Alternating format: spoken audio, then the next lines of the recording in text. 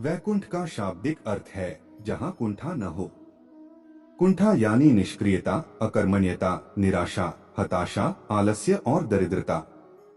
इसका मतलब यह हुआ कि वैकुंठ धाम ऐसा स्थान है जहां कर्महीनता नहीं है, निष्क्रियता नहीं है। कहते हैं कि मरने के बाद पुण्य कर्म करने वाले लोग स्वर्ग या वैकुंठ जाते हैं। हालांकि वेद यह नहीं कहते हैं कि मरने के बाद लोग स्वर्ग या वैकुंठ जाते हैं। वेदों में मरने के बाद की गतियों के बारे में उल्लेख मिलता है और मोक्ष क्या होता है इस पर ही ज्यादा चर्चा है। खैर, हम आपको पुराणों की धारणा अनुसार बताना चाहेंगे कि वैकुंठ धाम कहाँ है और वह कैसा है। वैकुंठ धाम कहाँ है? हिंदू धर्म के अनुसार कैलाश पर महादेव ब्रह्मलोक में ब्रह्मदेव बसते हैं। उसी तरह भगवान विष्णु का निवास वैकुंठ में बताया गया है। वैकुंठ लोक की स्थिति 3 जगह बताई गई है: धरती पर, समुद्र में और स्वर्ग के ऊपर। वैकुंठ को विष्णु लोक और वैकुंठ सागर भी कहते हैं। भगवान श्री कृष्ण के बाद इसे गोलोक भी कहने लगे। चूंकि श्री कृष्ण और विष्णु एक ही हैं, इसीलिए श्री कृष्ण के निवास स्थान को भी वैकुंठ कहा जाता है। पहला वैकुंठ धाम। धरती पर बद्रीनाथ, जगन्नाथ और द्वारिकापुरी को भी वैकुंठ धाम कहा जाता है। चारों धामों में सर्वश्रेष्ठ हिंदुओं का सबसे पावन तीर्थ बद्रीनाथ नर और नारायण पर्वत श्रृंखलाओं से घिरा अलकनंदा नदी के बाएं तट पर नीलकंठ पर्वत श्रृंखला की पृष्ठभूमि पर स्थित है। भारत के उत्तर में स्थित यह मंदिर भगवान विष्णु का दरबार माना जाता है। बद्रीनाथ धाम में सनातन धर्म के सर्वश्रेष्ठ आराध्य देव श्री बद्रीनारायण भगवान के 5 स्वरूपों की पूजा अर्चना होती है। विष्णु के इन 5 रूपों को पंच बद्री के नाम से जाना जाता है: श्री विशाल बद्री, श्री योगध्यान बद्री, श्री भविष्य बद्री, श्री वृद्ध बद्री और श्री आदि बद्री। बद्रीनाथ के अलावा द्वारिका और जगन्नाथपुरी को भी वैकुंठ धाम कहा जाता है। कहते हैं कि सतयुग में बद्रीनाथ धाम की स्थापना नारायण ने की थी।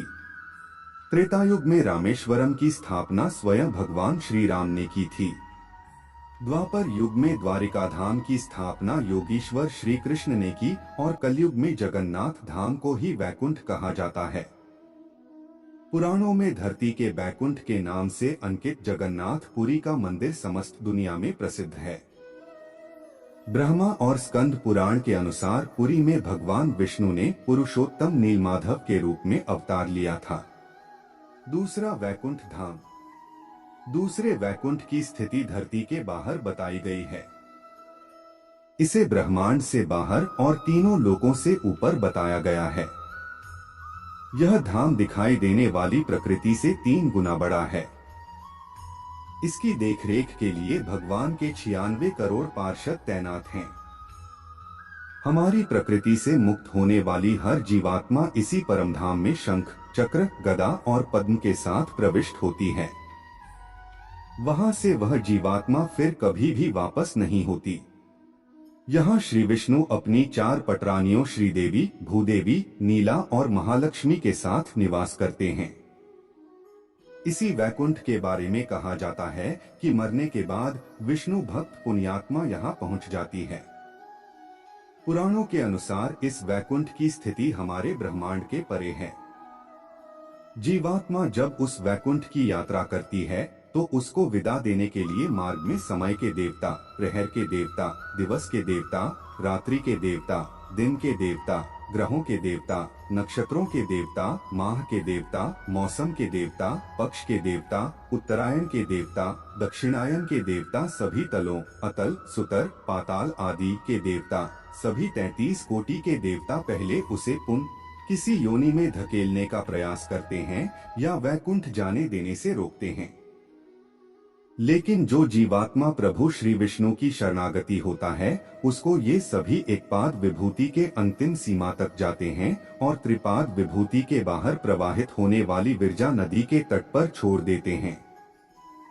इसी एकपाद विभूति में हमारा संपूर्ण ब्रह्मांड और सारे लोक अवस्थित हैं। इस एक पाद विभूति की सीमा के बाद शुरू होता है वैकुंठ धाम। पौराणिक मान्यता है कि इसी वैकुंठ धाम और एक पाद विभूति के मध्य विरजा नामक एक नदी बहती है। इस नदी से ही त्रिपाद विभूति शुरू होती है, जो वैकुंठ लोक है। मुक्त होने वाली जीवात्मा को जब सभी देवता विरजा नदी तक छोड़कर जाते हैं, तब वह जीवात्मा नदी में डुबकी लगाकर उस पार चली जाती है। उस पार से पार्षदगण उसको सीधे श्रीहरि विष्णु के पास ले जाते हैं। वहां वह उनके दर्शन करके परम आनंद को प्राप्त करता है।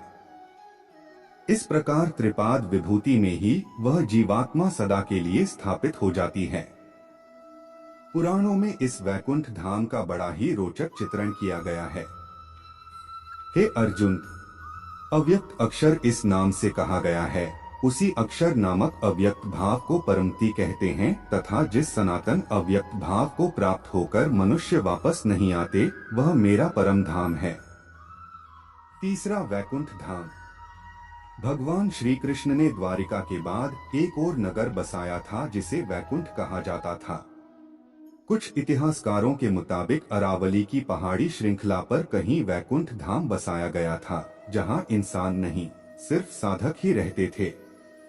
भारत की भौगोलिक संरचना में अरावली प्राचीनतम पर्वत है। भूशास्त्र के अनुसार भारत का सबसे प्राचीन पर्वत अरावली का पर्वत है। माना जाता है कि यहीं पर श्री कृष्ण ने वैकुंठ नगरी बसाई थी। राजस्थान में यह पहाड़ नैऋत्य दिशा से चलता हुआ ईशान दिशा में करीब दिल्ली तक पहुंचा है।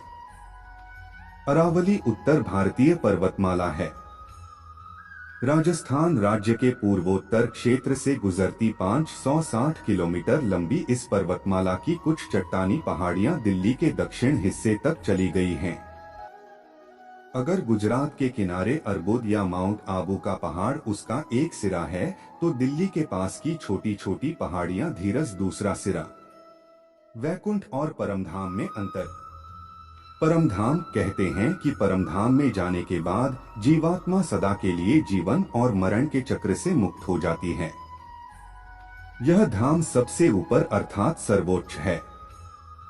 यहाँ निरंतर अक्षय सुख की अनुभूति होती रहती है। यह धाम स्वयं प्रकाशित है। यहाँ न सुख है और न दुख, यहाँ बस परम आनंद ही है।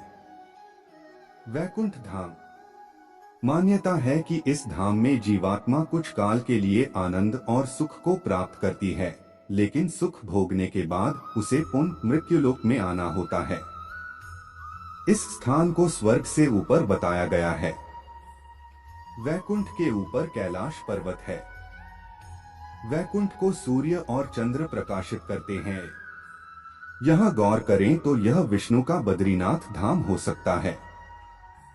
हिंदू धर्म के अनुसार भगवान श्री विष्णु के धाम को वैकुंठ धाम कहा जाता है।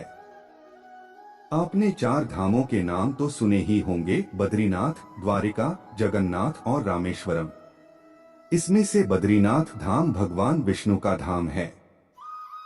मान्यता के अनुसार इसे भी वैकुंठ कहा जाता है। यह जगत पालक भगवान विष्णु का वास होकर पुण्य, सुख और शांति का लोक है। हे अर्जुन, जिस परम पद को प्राप्त होकर मनुष्य लौटकर संसार में नहीं आते, उस स्वयं प्रकाश परम पद को न सूर्य प्रकाशित कर सकता है, न चंद्रमा और न अग्नि ही, वही मेरा परम धाम है।